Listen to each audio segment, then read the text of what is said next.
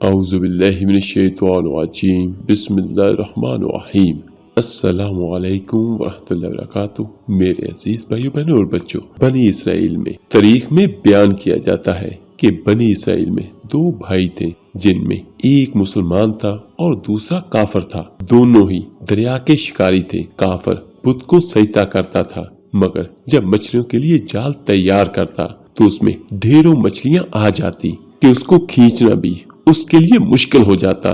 مگر مسلمان کے جال میں صرف ایک ہی مچھلی آتی تھی اور اسی پر صبر کے ساتھ خدا کا شکر ادا کرتا تھا۔ اتفاقاً ایک روز اس مسلمان کی بیوی اپنے مکان کی چھت پر گئی تو اس کی نظر کافر کی بیوی پر پڑی جو زیور اور بہترین لباس سے آراستہ تھی۔ یہ دیکھ کر اس مسلمان کی بیوی کے دل میں وسوسہ پیدا ہوا کہ کاش میں بھی ایسی ہی ہوتی۔ تو کافر کی بیوی بولی، تو اپنے شوہر کو اس پر آمادہ کر لے، وہ بھی میرے شوہر کے معبود یعنی بت کی عبادت کیا کرے تاکہ تو بھی میری طرح مالدار ہو جائے۔ یہ سن کر مسلمان بھائی کی بیوی کچھ غم زدہ سی ہو کر نیچے آئی، اور جب اس کا شوہر گھر آیا تو اس نے بیوی کا حال برا دیکھ کر دریافت کیا، آخر کیا بات ہے جس سے تو اس قدر غمزدہ معلوم ہوتی ہے؟ تو وہ کہنے لگی، بس میاں، یا تو تم مجھے طلاق دے دو یا اپنے بھائی کے خدا کی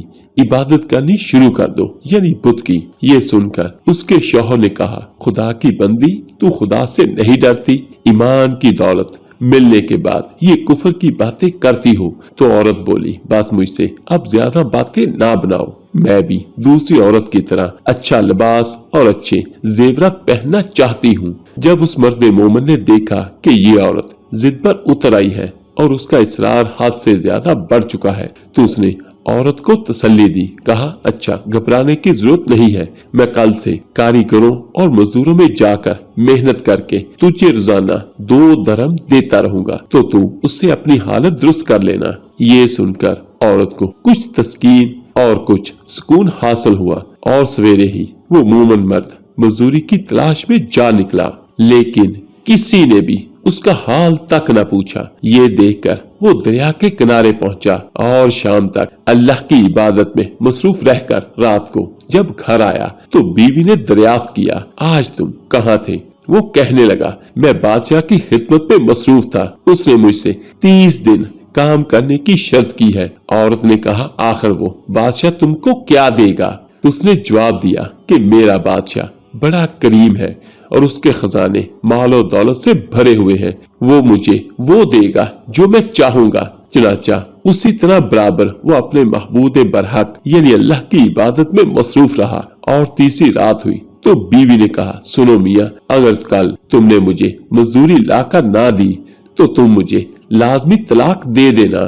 یہ سن کر اس کو اس قدر پریشانی لاحق ہوئی اور تیسری صبح کو اس نے ایک یہودی سے کہا، کیا تم مجھے مزدوری پر لگا لو گے؟ یہ سن کر یہودی کہنے لگا کہ ہاں، تم کو مزدوری تو مل جائے گی، لیکن شرط یہ ہے کہ میرے پاس تمہارے لیے کھانے پینے کا کوئی انتظام نہ ہوگا۔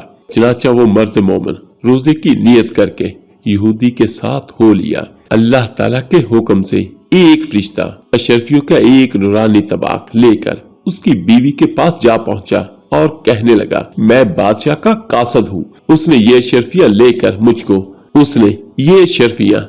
مجھ کو تیرے پاس بھیجا ہے اور فرمایا ہے کہ تیرا شوہر ہمارے پاس کام میں تھا، ہم نے اس کو نہ چھوڑا یہاں تک کہ اس نے ہم کو چھوڑ دیا اور یہودی کے پاس چلا گیا۔ اگر وہ ہمارا کام کرتا تو ہم اس کو اور زیادہ اجرت دیتے، بس یہ ایک اشرفی کی کمی اسی وجہ سے ہے۔ چنانچہ وہ عورت ان اشرفیوں میں سے ایک اشرفی لے کر بازار گئی۔ سنار نے اس کی 1000 قیمت عورت کے ہاتھ میں رکھ دی اور جب شام کو وہ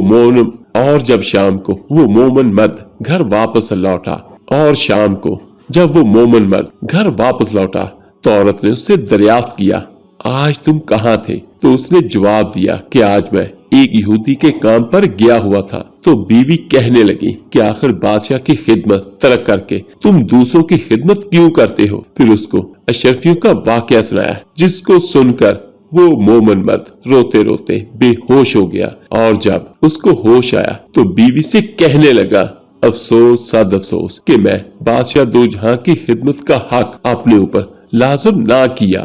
میرے عزیز بھائیوں بہنوں اور بچوں، یہ واقعہ ان بھائیوں اور ان بہنوں کے لیے میں نے بیان کیا ہے جن کے دل ڈاواڈول رہتے ہیں، جو معاذ اللہ خدا کی رحمت سے نا امید ہو جاتے ہیں۔ میرے عزیز بھائیوں، ہمارے پاس ایک ایمان کا خزانہ ہے، اور یہ خزانہ دنیا جہاں کا سب سے بڑا خزانہ اور دنیا جہاں کی ہر چیز سے زیادہ قیمتی ہے۔ تو آئیں اب میں آپ کو آج کا وظیفہ بیان کرتا ہوں ان بھائیوں بہنوں کے لیے جو یہ کہتے ہیں کہ ہمارے حالات نہیں بدلتے۔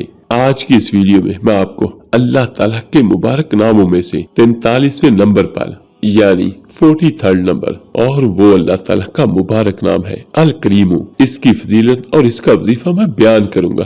الکریم کی فضیلت ہے جو بہت زیادہ کرم کرنے والا ہے، اور قرآن پاک میں اللہ تعالیٰ نے اپنا یہ مبارک نام 3 جگہوں پر دہرایا ہے۔ اور یاد رکھیے گا کہ کریم میرے اللہ کریم کا واقعی ایسا نام ہے۔ اس کے بارے میں حضرت امام غزالی رحمت اللہ علیہ فرماتے ہیں کہ کریم صرف ایک اللہ کی ذات کے ساتھ ہی یہ مبارک نام سجتا ہے۔ اصل میں کریم صرف اللہ کو ہی کہا جا سکتا ہے، کیونکہ کریم اس ذات کو کہتے ہیں جو ذات بغیر مانگے اور کسی بھی انسان کے گمان سے زیادہ اس کو عطا کرے، اور پھر عطا کرنے کے بعد خود اس کی تعریف اور توصیف بھی کرے۔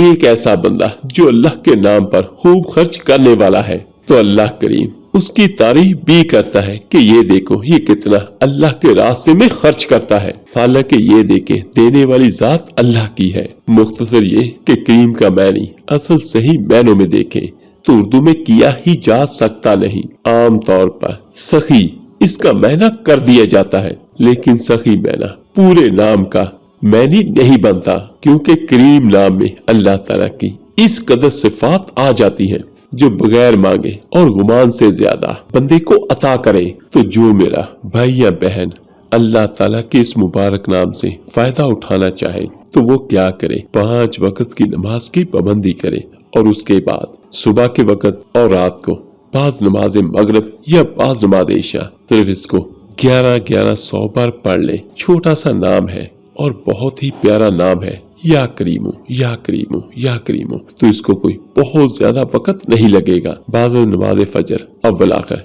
11 بار درود پاک پڑھیں اور اس کی 11 تسبیح کریں۔ اس کے بعد ہاتھ اٹھا کر اللہ تعالیٰ سے دعا کریں اپنے رزق کے لیے، یا جو بھی مسئلہ ہو، جو بھی پریشانی ہو، یا جس میرے بھائی بہن کی کوئی بھی حاجت ہو تو اس کے لیے دعا کریں۔ اور اسی طرح رات کو مغرب یا عشاء کے بعد بھی ضرور پڑھ کر اللہ تعالیٰ کے حضور دعا کریں۔ اور یقین رکھیے گا کہ یہ وظیفہ اتنا زبردست ہے، آپ اس کو جاری رکھیں تو آپ کی جو بھی حاجت ہوگی بہت جلد انشاءاللہ تعالی اللہ پاک اپنی رحمت سے آپ کو عطا کرے گا۔ اور ایک درخواست ہے سبھی بھائیوں سبھی بہنوں سے کہ جہاں کوئی میرا بھائی بہن یہ وظیفہ کرے، اپنا نام بھی کمنٹس باکس میں لکھیں تو میں بھی اس کے لیے دعا کروں گا۔ اور جو میرا بھائی بہن یہ وظیفہ کرے، جہاں اپنے لیے دعا کرے وہاں دوسرے بھائیوں اور بہنوں کے لیے بھی ضرور دعا کریں کہ اللہ تعالیٰ سب کی حاجت قبول فرمائے۔ آمین ثم آمین۔ آپ میرے لیے دعا کیجیے گا، میں آپ سب کے لیے ضرور دعا کروں گا۔ اس ویڈیو کو لائک اور شیئر ضرور کیجیے گا، صدقہ جاریہ سمجھ کر۔ ملتے ہیں جلدی انشاءاللہ ایک نئی ویڈیو عمل کے ساتھ۔ اللہ پاک آپ کا اور آپ کی فیملی کا حامی و ناصر ہو۔ اللہ حافظ۔